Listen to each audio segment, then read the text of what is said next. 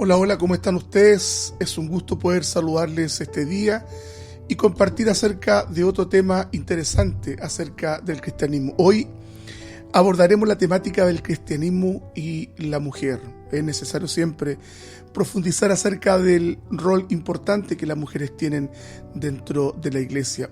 Evidentemente que no vamos a resolver todas las problemáticas que se han presentado respecto de ciertas temáticas que afectan y que enfrentan todavía ciertas posturas al interior de la iglesia evangélica y las iglesias protestantes en general. Permítame señalarle que las mujeres, no cabe duda, tuvieron un rol preponderante en el ministerio de Cristo.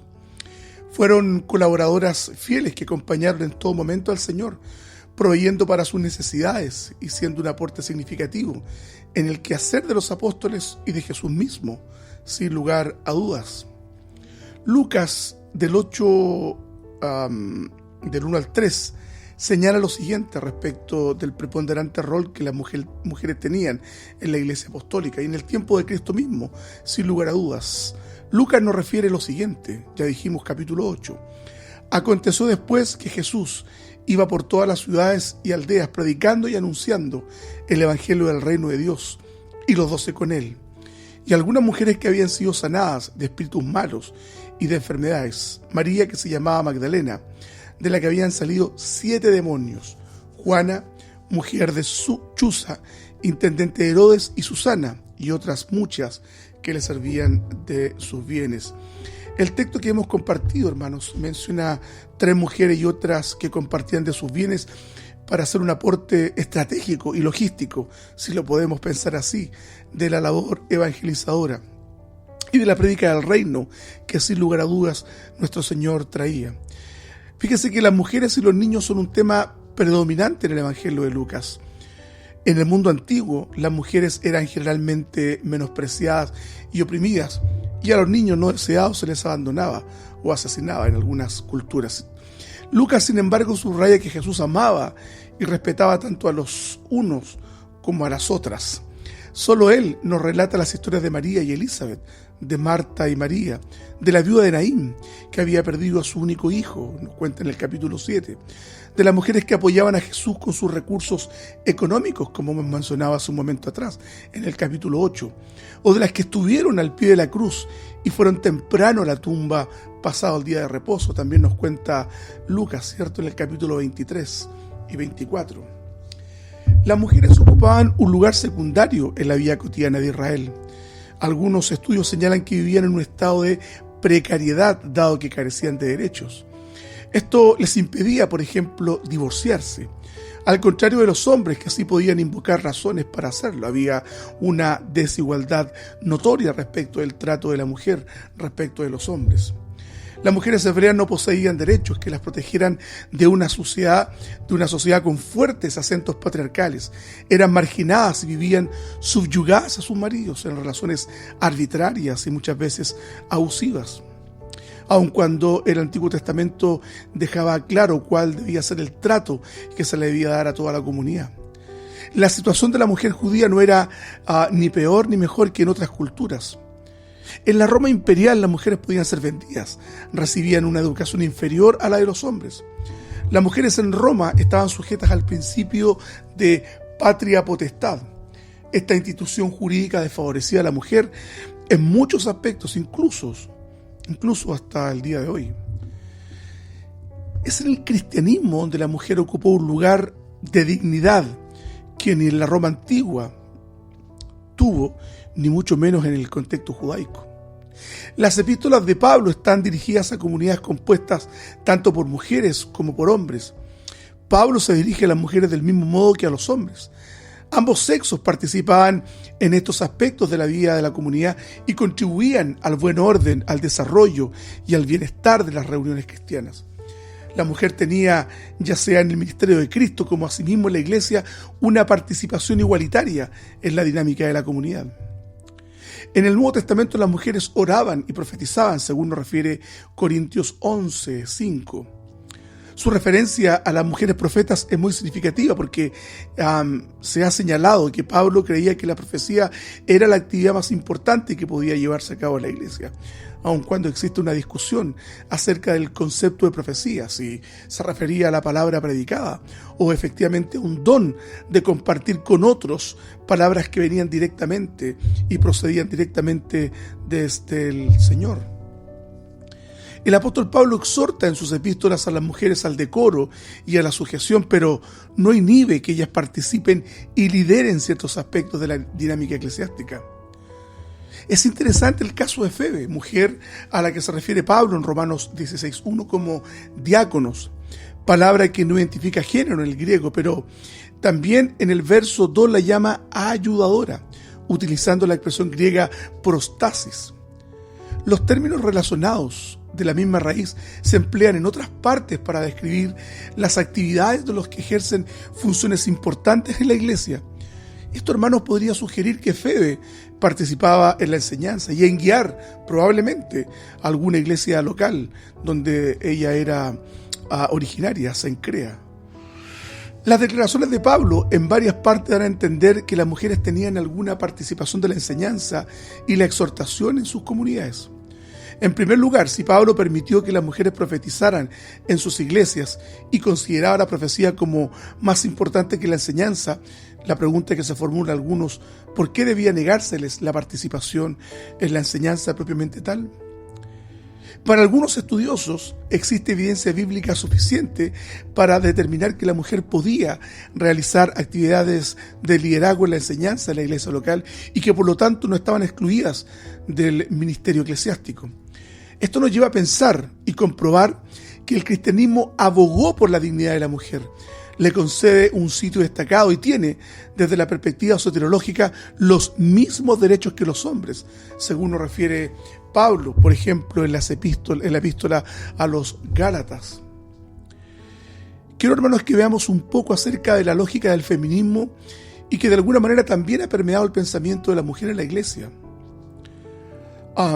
La mayoría de los estudiosos señalan que la gran precursora de las ideas que dieron inicio a este movimiento fue la intelectual francesa Simone de Beauvoir, filósofa y pareja también del insigne filósofo Jean-Paul Sartre, francés igual.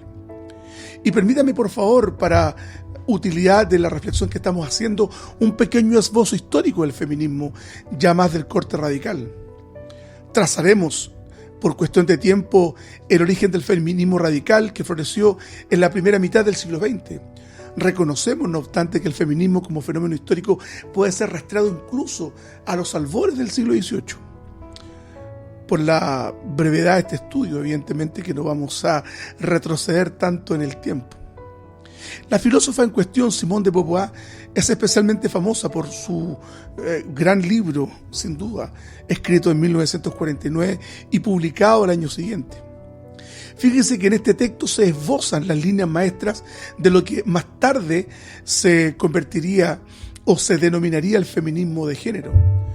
Se encuentra en él, por ejemplo, claramente el odio al hombre, al que señala como opresor de la mujer, y el rechazo a la familia, a la que considera una herramienta de opresión. Simone de Beauvoir señalaba que el hombre ha logrado someter a la mujer, pero en esta medida la ha despojado de lo que hacía deseable su posesión. Despreciaba a la familia, señalaba que la mujer integrada en familia y la sociedad, esta perdía la magia, se disipaba, transfiguraba ese encanto natural que la mujer tenía, reduciéndola a una condición de sirviente. Beauvoir fue una defensora y promotora del aborto, por ejemplo. Para algunos expertos críticos de su obra, señalan que esta postura a favor del aborto se construye a partir de falacias que no están debidamente respaldadas por la opinión de científicos y médicos.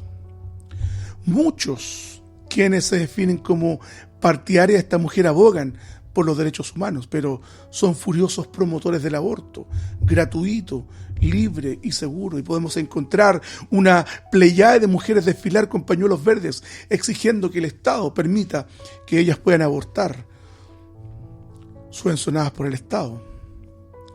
Muchas de estas mujeres que son férreas defensoras de la vida no trepían en promover el asesinato de un bebé en el vientre de su madre, sin otra consideración que la ideología por la que ellas abogan. La filósofa en cuestión señalaba al respecto: las razones prácticas invocadas contra el aborto legal carecen de peso. En cuanto a las razones morales, se reducen al viejo argumento católico, decía ella, de que el feto posee un alma a la cual se le cierra el paraíso al suprimirlo sin bautismo. Asesinar, en otras palabras. Es notable que la Iglesia autorice, decía ella, en ocasiones el homicidio de hombres hechos en las guerras o cuando se trata de condenados a muerte, pero en cambio reserva para el feto un humanitarismo intransigente, señalaba esta mujer. No menos favorables, hermanos, fueron sus opiniones respecto de la maternidad. La filósofa en cuestión demonizó la maternidad señalando, abro comillas, el embarazo es sobre todo un drama que se representa en el interior de la mujer. Ella señalaba que el feto es una parte de su cuerpo y es también un parásito que la explota. Señalaba que la maternidad a la mujer la sometía a una suerte de juego de fuerzas oscuras, donde era violentada y zarandeada arbitrariamente. Fueron inicialmente las ideas de Beauvoir, esta filósofa francesa, que modelaron el pensamiento de la feminista de los 60s y 70s y ciertamente hasta nuestros días. La filósofa señalaba que no era el origen biológico lo que determinaba las diferencias sexuales entre hombres y mujeres, más bien estas respondían a factores sociales o culturales, prescindiendo entonces del dato biológico. Este enfoque de género tiene muchos adherentes y persiste hasta el día de hoy. Muchas mujeres y muchas personas hoy día incluso han colonizado el lenguaje con expresiones que son atentatorias a la lengua castellana, lo que han denominado el lenguaje inclusivo. El feminismo supone una agenda machista que busca no solo menoscabar a la mujer, sino que oprimirla y en algunos casos asesinarlas por el simple hecho de ser mujeres. Eso es al menos lo que logro colegir y lo que puedo percibir respecto a lo que se ha denominado violencia de género, y expongo mi criterio para ser corregido si estoy equivocado. El patriarcado es entonces el enemigo que hay que combatir en todas sus expresiones, desde los gestos de amabilidad hacia una mujer. No, usted no puede hoy día abrirle la puerta a una mujer o permitirle que ingrese primero a algún lugar. Esto se ha denominado machismo benevolente. Y hay una supuesta violencia en cada uno de estos actos que se han denominado micromachismos. Hemos dado un esbozo muy simple, abusando quizás de la simplicidad, y pido perdón por eso respecto de algunas ideas del feminismo militante y radical que tiene copada la agenda política y cultural en el mundo entero. El feminismo es atractivo y un bien muy consumible por muchas mujeres que ven en esta racionalidad un abogado que las rescate de los innumerables abusos de que han sido víctimas a lo largo de la historia, algo que ciertamente ni yo ni nadie puede negar. La mujer ha sido menoscabada, violentada, culturalmente segregada. Y es cierto que muchas mujeres han sido abusadas por maridos desconsiderados. Este maltrato evidentemente tiene diversas facetas o expresiones que van desde el menoscabo económico hasta el abuso físico, psicológico y tristemente en algunos casos también abuso espiritual en algunas iglesias evangélicas.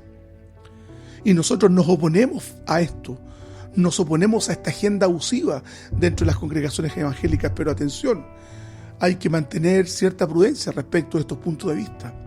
La Iglesia cristiana de igual manera ha hecho eco de este movimiento y los ha incorporado a su hábitus, revistiéndolo de ropajes bíblicos y construyendo a partir de ciertos retazos ideológicos una postura teológica bautizada como teología de la mujer.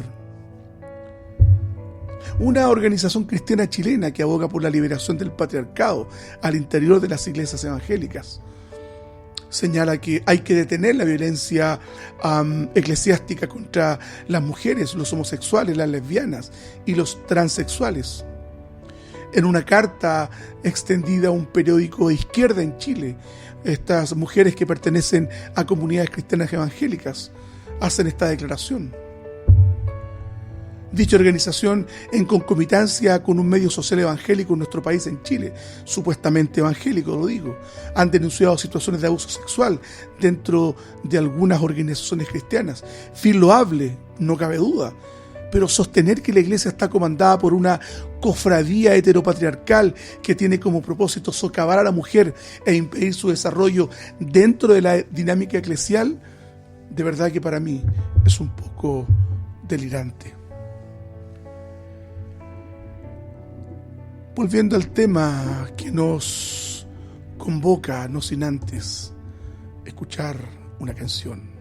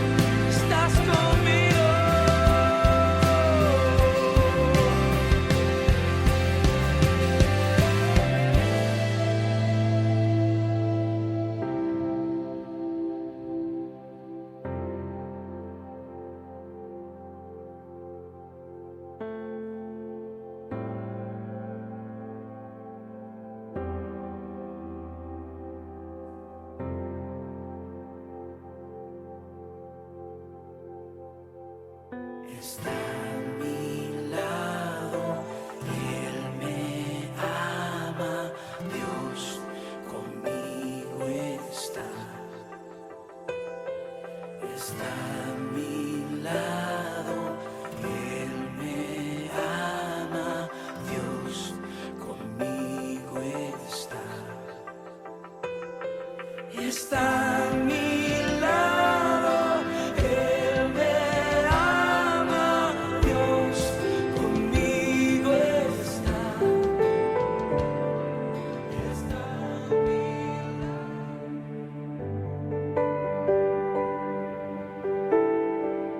Está a mi lado.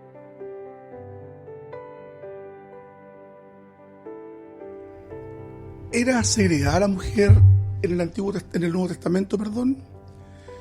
Por esta razón volvemos al tema que habíamos iniciado hace un momento con esa suerte de paréntesis respecto del feminismo y de la gran precursora de este movimiento, a modo de cultura general para quienes nos están escuchando.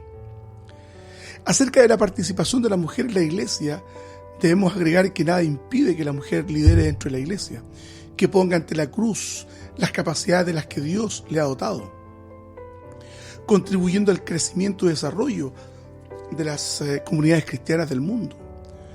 Muchas mujeres son mencionadas en el Nuevo Testamento y que tienen un papel relevante dentro de ellas.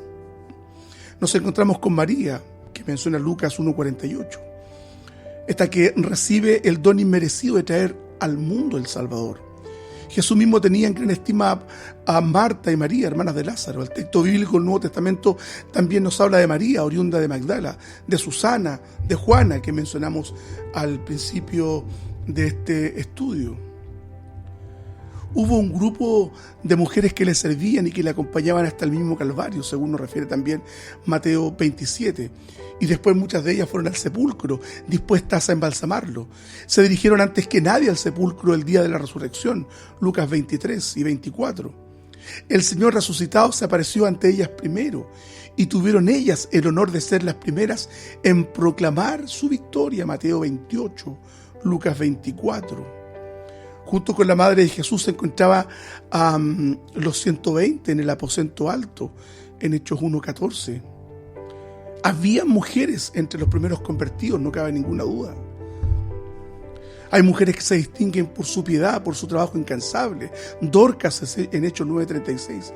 María, la madre de Juan Marcos, en el mismo libro de Hechos. Lidia, encontramos Priscila, una mujer que tenía dotes intelectuales y que llevó a la fe a Apolo, un hombre que tenía grandes dotes de oratoria. Las hijas de Felipe que profetizaban. El apóstol Pablo, por palabra del Señor, no reconoce sino las potencialidades que las mujeres tienen dentro de las congregaciones. Hay, sin lugar a dudas, también un elemento que es crítico, que hoy día enfrenta a algunos creyentes respecto del rol ministerial, pero particularmente con el tema del pastorado femenino. Eso lo vamos a ver en su momento también. Quiero adelantar que efectivamente hoy día hay mujeres que tienen tintes feministas al interior de algunas congregaciones evangélicas que están abogando por el pastorado femenino y poniendo algunas condiciones necesarias también como un elemento reivindicativo, y que responde también, la ausencia de pastoras, según el predicamento de ella, responde a esta suerte de confabulación heteropatriarcal que mencionamos hace un momento. Hay numerosas, y volvemos al tema entonces, hay numerosas mujeres que han sido colaboradoras en la obra de Dios y que le han sido de tremenda ayuda al apóstol Pablo, como señalábamos, las diaconisas en la iglesia primitiva, las viudas que también tenían funciones de asistencia, de corregir a los jóvenes. Quien intente probar por la Escritura que la mujer no tenía funciones relevantes en la iglesia, no solo faltará la verdad, sino que quedará expuesto como una persona cuyos conocimientos bíblicos son escasos y mezquinos. La mujer sí lideraba dentro de la iglesia del Nuevo Testamento. En cuestiones particulares y puntuales lo hemos expresado. Por todo lo citado, vemos que en la dinámica eclesiástica se contaba con el trabajo activo de las mujeres. Y mencionamos a Febe, que lideraba como diaconisa en Cencrea. Fíjese que Lidia lideró la pequeña comunidad que había en Filipos y fue quien recibió a aquellos dos hombres que habían sido torturados severamente en la cárcel. Nos referimos a Pablo y Silas. Hubo mujeres que aportaron a la causa del Evangelio y que pusieron valientemente sus vidas al servicio de Cristo. Y quiero un poco hablar de la historia de la iglesia. Ireneo de Esmirna, a quien se le atribuye la descripción histórica de las persecuciones de Lyon y Viena, nos relata lo que ocurrió en esas ciudades europeas. Comienza su relato señalando: jamás las palabras podrán expresar, ni la pluma describir, el rigor de la persecución, la furia de los gentiles contra los santos, la crueldad de los suplicios que soportaron con constancia los bienaventurados mártires.